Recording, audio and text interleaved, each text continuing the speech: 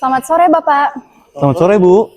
Saya mau tanya-tanya terkait pembangunan di sini. Kira-kira sudah berapa persen ya, Pak? Perkiraan kami masih tahap 60%, Ibu. Oh, masih jauh ya, Pak.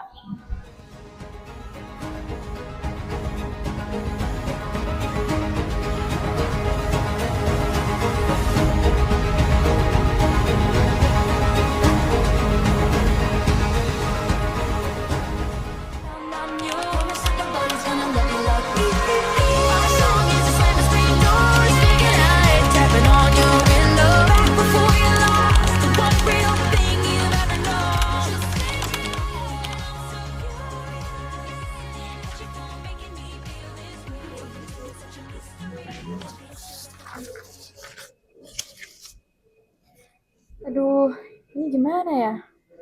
Proyek bulan ini belum selesai. Tapi laporan keuangan harus diselesaikan minggu ini. Coba saya cek apa dulu deh.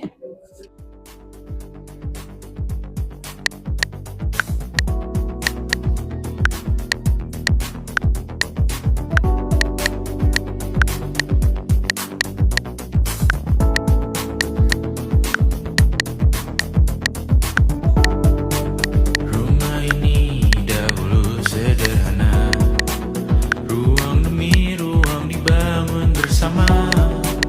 Angan-angan yang dulu mimpi belaka, kita gapai segala yang tak disangka. Tak sadar menimbun lebih berharga, berdiri di atas yang lebih bermakna. Anak tangga yang berlebihan jumlahnya, mendaki terus entah mau kemana. Dan kau selalu bertanya untuk Selamat pagi semua. Pagi, Bu. Oke, karena semua sudah ada di sini, jadi saya langsung saja. Saya baru saja melihat data terbaru terkait proyek kita bulan ini, yang dimana perusahaan kita sedang di ujung tanduk. Proyek kita belum selesai dan juga omset kita sudah sangat menurun. Investor menuntut laporan keuangan diselesaikan minggu depan. Jadi saya minta kerjasamanya dari kalian untuk menyelesaikan laporan keuangan minggu ini dengan kita akui pendapatan di awal. Tenang, untuk bonus akan saya kasihkan kepada kalian jika kalian sudah berhasil membuat laporan keuangan ini. Bagaimana? Ada tanggapan? Mohon maaf, Bu, tapi saya tidak dapat menyelesaikan laporan keuangan kalau datanya harus dipaksakan masuk minggu ini. Ini termasuk manipulasi, Bu. Jangan kaku lah, di dunia kerja kita harus pilih jujur atau bertahan. Kalau investor cabut, kita semua kan yang repot.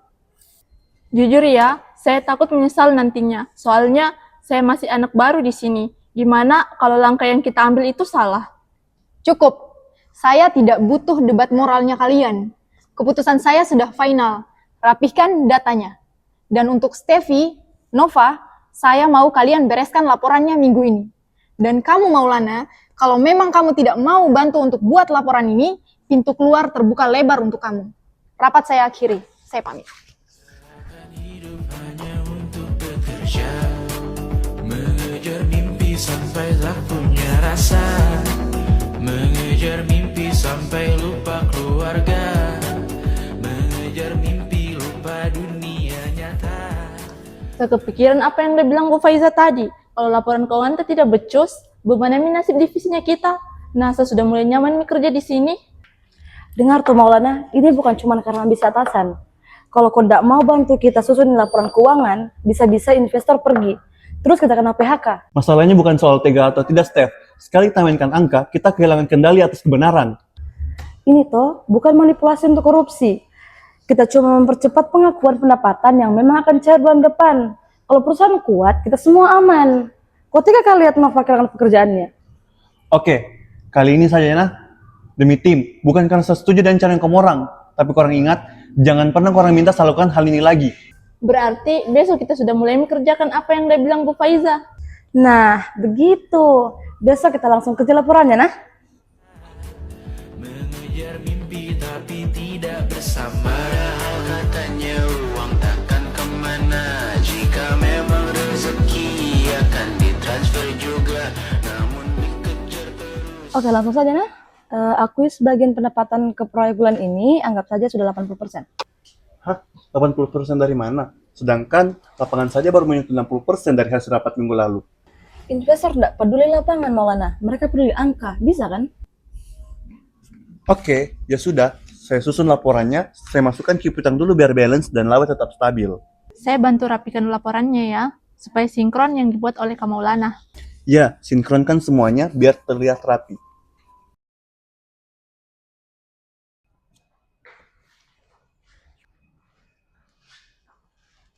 Selamat siang, Bu.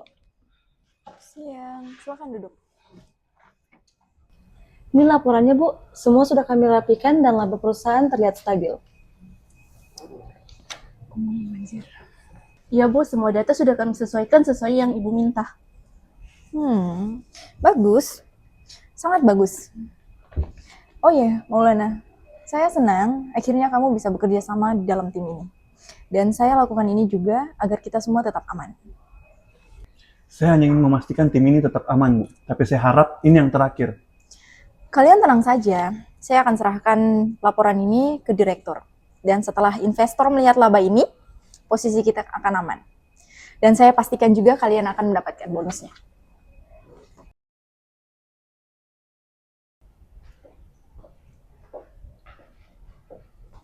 Permisi, Bu. Silakan duduk.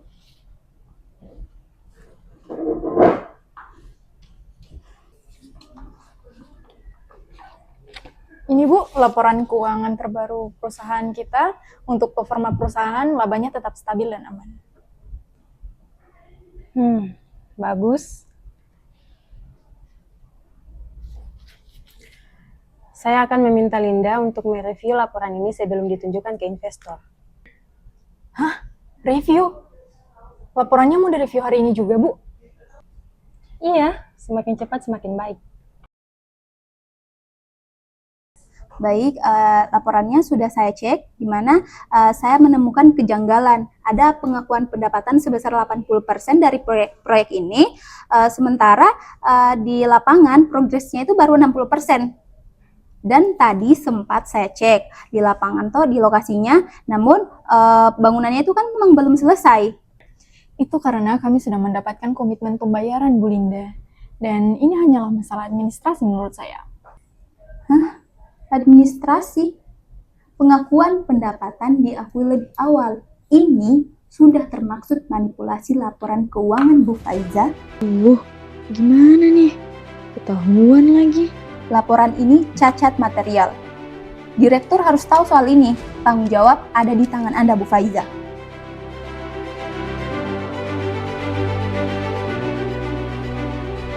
Permisi, Bu.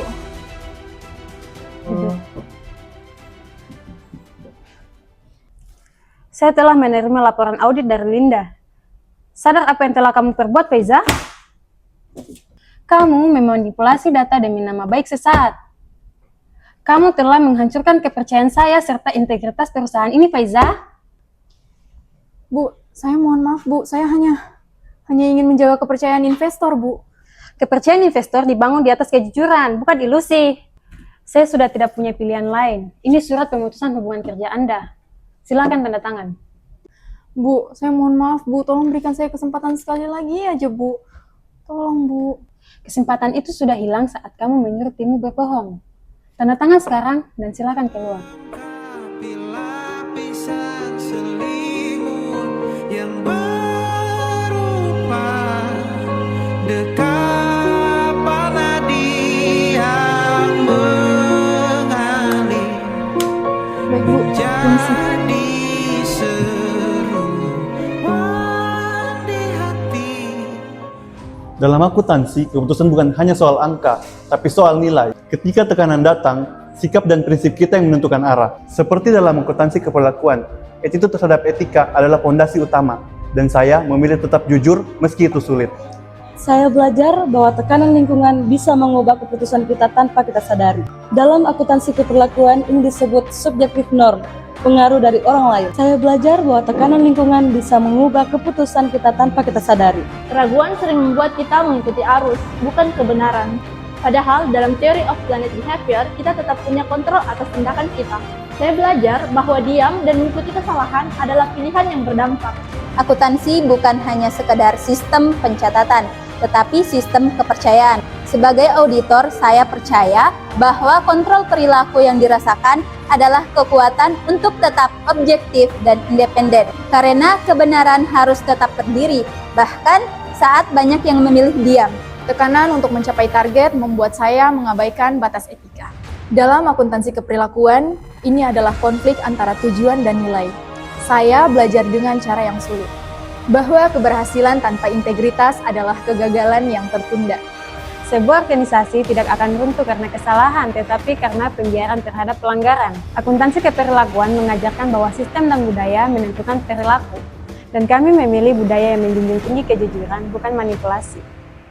Kita saling bantu melepas perasaan tinggi ke angkasa, menantang dunia, merayakan muda. Untuk 1 jam saja kita hampir mati, dan kau selamatkan aku, dan ku menyelamatkanmu. Sekarang aku tahu cerita kita tak jauh berbeda, but it's about the world. Sometimes I wanna fall. Rambut suratmu kan ku ceritakan ke anak-anakku nanti bahwa aku pernah. Jadi kalau kita mau main keras, orang-orang mungkin akan berpikir kita ini bagus. Kalian semua siap? Dan 1, dan 2, dan 1, 2, 3, 4.